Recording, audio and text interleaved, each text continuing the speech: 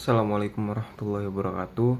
Perkenalkan, nama saya Muhammad Faras Marsya dengan NIM C24012111056 dari kelompok 8 Wioper. Jadi pada kali ini saya akan menjelaskan tentang materi dan juga saat praktikum tentang apa itu fekunditas. Jadi fekunditas itu adalah jumlah telur masak sebelum dikeluarkan oleh ikan. Dan juga fekunditas ini ada fekunditas mutlak dan juga ada fekunditas nisbi. Kalau fekunditas mutlak itu adalah fekunditas telur masak sebelum dikeluarkan pada saat ikan memijah. Sedangkan kalau fekunditas nisbi adalah jumlah telur persatuan berat atau panjang menurut Nikolsky dalam Effendi 1979. Dan juga ada juga fekunditas total.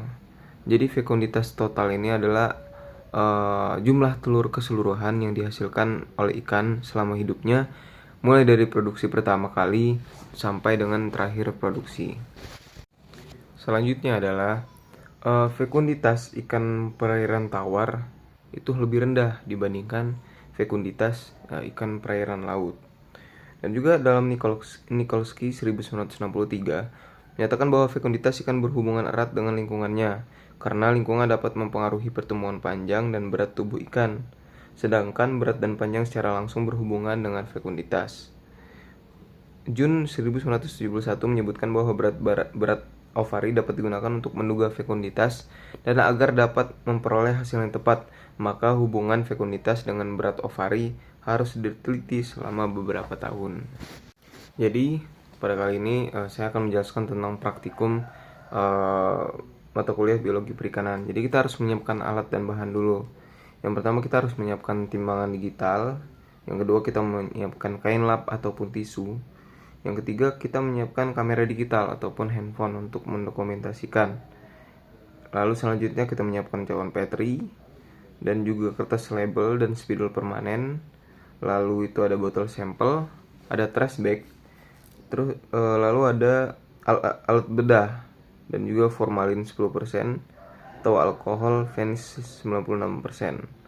Lalu ada ikan segar.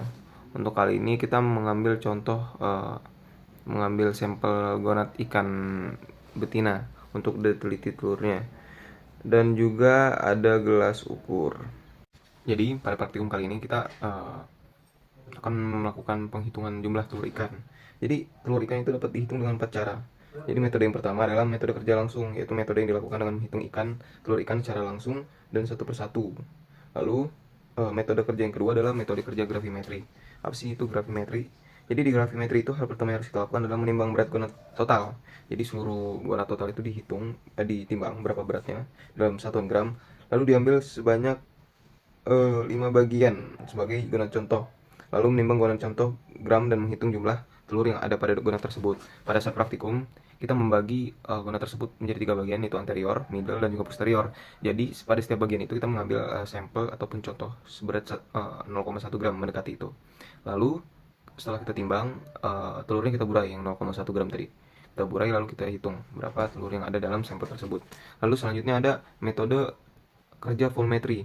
Jadi metode kerja volumetri ini dilakukan dengan mengukur volumenya dengan memasukkan ke dalam gelas ukur, kemudian mengambil sebagian gonat sebagai contoh, lalu mengukur kembali gonat contoh tersebut terakhir. Lalu terakhir menghitung jumlah telur satu persatu dari gonat contoh yang telah diukur volumenya. Lalu metode kerja yang terakhir yaitu adalah metode kerja gabungan. Jadi metode ini tuh perpaduan lah ya dari ketiga metode yang lain. Jadi yang harus dilakukan adalah menimbang gonat yang sudah matang, lalu dihitung, kemudian mengambil sampel telur secara acak dari satu gonat yang akan diamati, lalu menimbang seluruh gonat contoh tersebut. Setelah itu menghitung volume gonat contoh, lalu mengencerkan gonat contoh hingga 10 atau 15 cc dan mengambil sebanyak satu cc dengan menggunakan pipet tetes. Kemudian menghitung telur yang ada pada 1 cc tersebut. Setelah itu fekunditas dapat dihitung. Jadi pada saat praktikum saya mendapatkan metode kerja gravimetri. Jadi saya menyiapkan 3 cawan Petri untuk bagian-bagian gonat ikan tersebut yang ada telurnya. Jadi yang pertama kita ambil alat bedah, ada pisau dan juga penjepit. Lalu itu dibagi 3 bagian tersebut, lalu diletakkan di masing-masing cawan Petri. Lalu selanjutnya kita mengambil timbangan digital. timbangan digital. Jadi per sampel tersebut kita ambil sekitar 0,1 gram ataupun mendekati mau itu 0,13, 0,14 ataupun 0,15. Itu kita ambil lalu kita timbang berapa beratnya tadi. Lalu kita catat. Setelah kita catat, kita melakukan perlakuan ini kepada 3 sampel tersebut. Lalu kita amati di cawan Petri. Kita hitung berapa jumlah telur yang ada dalam sampel tersebut. Caranya yaitu kita mengambil sedikit aquades, dituangkan perlahan ke dalam cawan Petri tersebut. Lalu kita buraikan terlebih dahulu, lalu dihitung menggunakan ada alat di bedah itu yang ujungnya lancip yang kecil. Lalu tangan kiri menggunakan counter untuk menghitung berapa telur tadi. Soalnya kalau kita tidak menggunakan counter, maka hitungannya akan menjadi buyar. Seperti ini. Setelah semuanya dihitung ketiga sampel tersebut berapa jumlah telurnya, lalu bagian yang tidak terpakai tadi kita simpan lagi ke dalam botol jar. Lalu kita namakan, lalu kita label dengan nama yang sesuai pada label sampel awal. Lalu setelah sampel 0,1 gram tadi dibuyar, sudah kita hitung, lalu kita masukkan lagi ke tempat awal sampel tersebut. Caranya, kan tadi banyak air di dalam cawan Petri tersebut, kita kurangi air yang tersebut, lalu kita masukkan ke dalam botol jar tadi. Setelah semuanya selesai, kita masukkan semuanya, kita cuci alat bedah dan juga kita rapikan, dan juga trash bag sampah-sampah sudah kita rapikan. Praktikum tentang fekunditas telah selesai. Jadi apa sih output yang dihasilkan?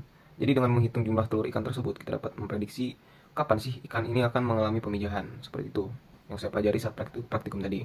Setelah praktikum selesai, kita melakukan evaluasi untuk mengeval apa yang kurang dari praktikum tersebut dan apa juga tugas-tugas dari praktikan yang sekiranya ada kesalahan dan juga ada kekurangan diperbaiki untuk menjadi lebih baik ke depannya. Mungkin itu saja yang bisa saya sampaikan tentang materi fekunditas dan juga tentang praktikum biologi perikanan. Sekian, wassalamualaikum warahmatullahi wabarakatuh.